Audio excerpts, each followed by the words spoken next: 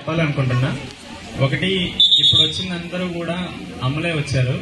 So నా జీవితంలో మా అమ్మ యొక్క రోల్ ఏంటి అనేది నేను చెప్పాలనుకుంటున్నా.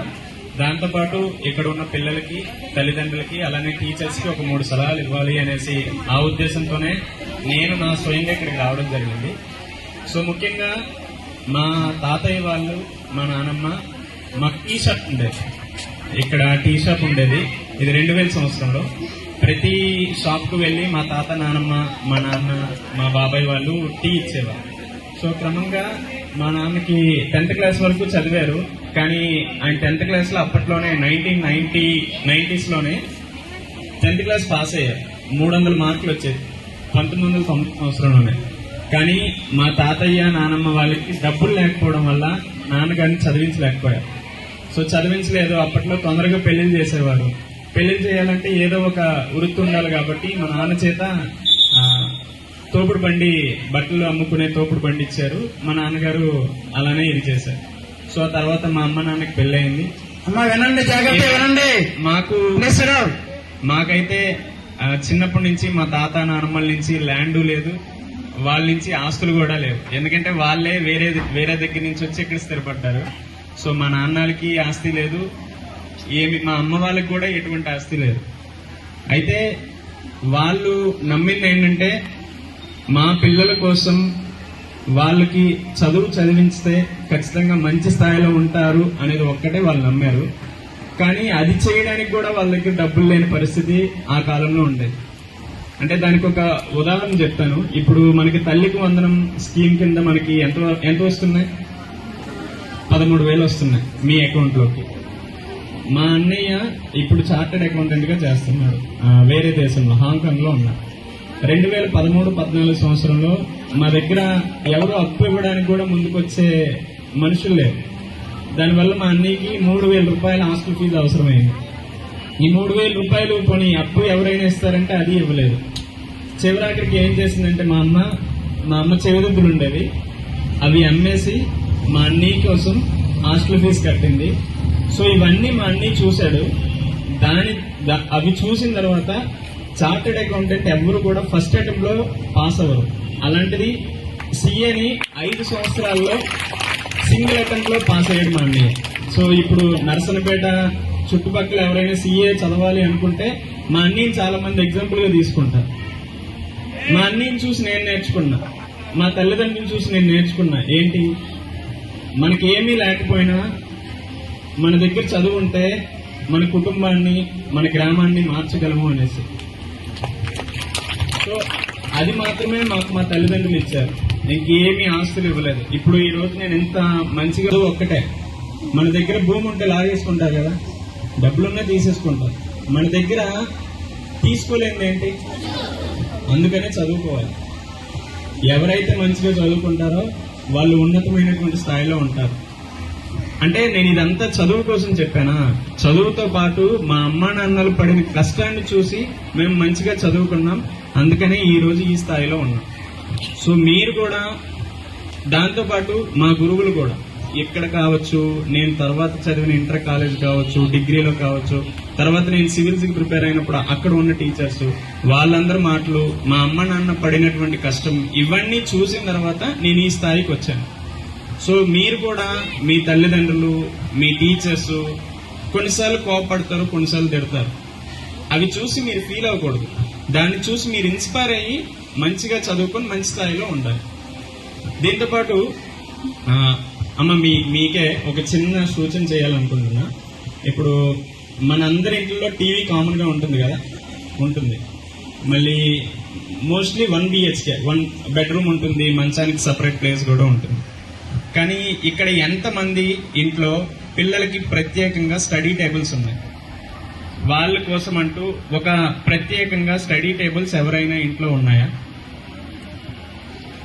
లేవు. టీవీ లేకపోయినా మనం బతకగలం, చదువు లేకపోతే బతకలేము. సో మీరు ఒకవేళ నేను మిమ్మల్ని ఏదైనా ఇన్స్పైర్ చేసి ఉంటే, నన్ను చూసి మీరు ఏమైనా నేర్చుకోవాలంటే మీ ఇంట్లో పిల్లల కోసం ప్రత్యేకంగా ఒక టేబుల్ పెట్టండి. టేబుల్ పెట్టి వాళ్ళకి అదే ఎన్విరాన్మెంట్ అవ్వాలి.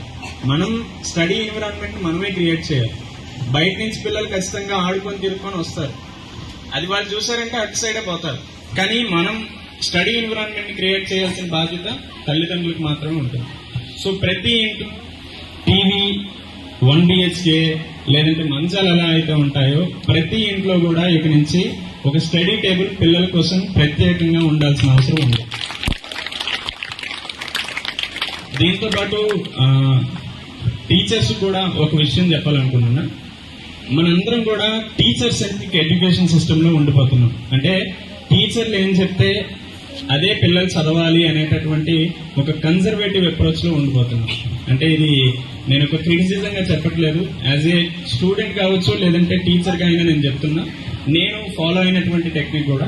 సో మోస్ట్లీ నేను ఎలా ఫాలో అవుతానంటే ప్రతి స్టూడెంట్ తో నేను ప్రత్యేకంగా మాట్లాడతా.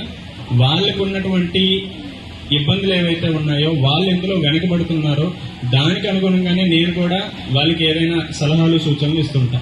సో దట్ నేను ఇక్కడ ఏం చెప్తున్నానంటే మనం టీచర్ సెంట్రిక్ ఎడ్యుకేషన్ నుంచి స్టూడెంట్ సెంట్రిక్ ఎడ్యుకేషన్ వైపు వెళ్ళాలి. అంటే పిల్లల యొక్క అవసరాలు, పిల్లలు ఎందులో వెనుకబడుతున్నారో వాళ్ళకు అనుగుణంగానే మన యొక్క విద్యా వ్యవస్థ, మన యొక్క టీచింగ్ మెథడాలజీ అనేది ఉండాలి. సో మీకు అవకాశం ఉంటే అదొక్కటి ఆలోచించండి మేడం, సార్. అండ్ ఆల్సో ఇంకొక చిన్న విషయం, మీకు అందరికీ ఆకలిస్తుంది కానీ నాకు ఈ అవకాశం మళ్ళీ రాదు, అందుకనే నేను చెప్తున్నా. ఇక్కడ ఎంతమంది పిల్లలకి పెద్ద అయితే ఏమైనా అవ్వాలని ఉందా? డ్రీమ్ ఎంతమందికి ఉంది? Very good. ఒక్కరు చెప్పండి.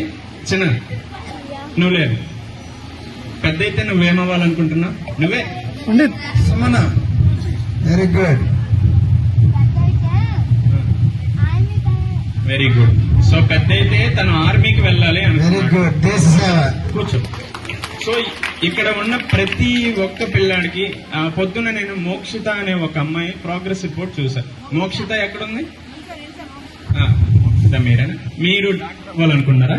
డాక్టర్ ఇది. కానీ తనకి ప్రోగ్రెస్ తక్కువగా ఉంది. కానీ తను ఏం అవ్వాలనుకున్నది తనకు ఒక ఐడియా ఉంది. కూర్చున్నా. సో ఇలా ప్రతి ఒక్క స్టూడెంట్ కి కూడా తను ఏం అవ్వాలి అనుకునేటటువంటి ఆలోచన తనకు ఉంటుంది. కొన్నిసార్లు మన తల్లిదండ్రులు ఏం చేస్తారు అంటే, అమ్మ నేను కలెక్టర్ అవుతానని వస్తే, ఓవర్ నువ్వు చదువుకోరా, ఇప్పుడే కలెక్టర్ లేదు ఇది లేదనేసి మనకు కిందపరుస్తుంది. అంటే వాళ్ళు కళ అది మంచి అవుతుందా లేకపోతే అవ్వదా అనేది సెకండరీ. కానీ వాళ్ళకంటూ ఒక ఆలోచన ఉన్నప్పుడు దాన్ని గౌరవించాల్సిన బాధ్యత కేవలం తల్లిదండ్రులకు మాత్రమే ఉంటుంది. ఈ ప్రపంచంలో గురువు కూడా స్టూడెంట్ తక్కువ చేయొచ్చేమో కానీ తల్లిదండ్రులు పిల్లల యొక్క కళల్ని ఎప్పుడు కూడా తక్కువ చేసి చూడొద్దు. సో దీంతో పాటు ఇంకో థింగ్ ఏంటంటే, మీకు ఈ రోజు ఇంటికి వెళ్ళిన తర్వాత ఒక చిన్న హోంవర్క్ చెప్తాను, అది చేయండి. మీ అందరికీ డ్రీమ్ ఉంది ఇప్పుడు. సో ఒకరికి IAS అవ్వాలని, ఒకరికి సూపరింటెండెంట్ ఆఫ్ పోలీస్, ఇంకొకరు సబ్ ఇన్స్పెక్టర్, తిని చెప్పినట్టు ఆర్మీ, లేదంటే డాక్టర్, సైంటిస్ట్, టీచర్, ఇలా అందరికీ ఒక డ్రీమ్ ఉంటుంది కదా. సో మీ డ్రీమ్ ప్రతిరోజు మీకు కనిపించాలి. అది కనిపించాలంటే అది ఎక్కడో ఒక దగ్గర రాసి పెట్టుకోవాల్సిన అవసరం ఉంది. అది మీకే కాదు మీ చుట్టూ ఉన్న వాళ్ళకి కూడా కనిపించాలి కదా. సో నేను ఇందాక చెప్పాను కదా, ప్రతి ఇంట్లో ఒక స్టడీ టేబుల్ ఉండాలి.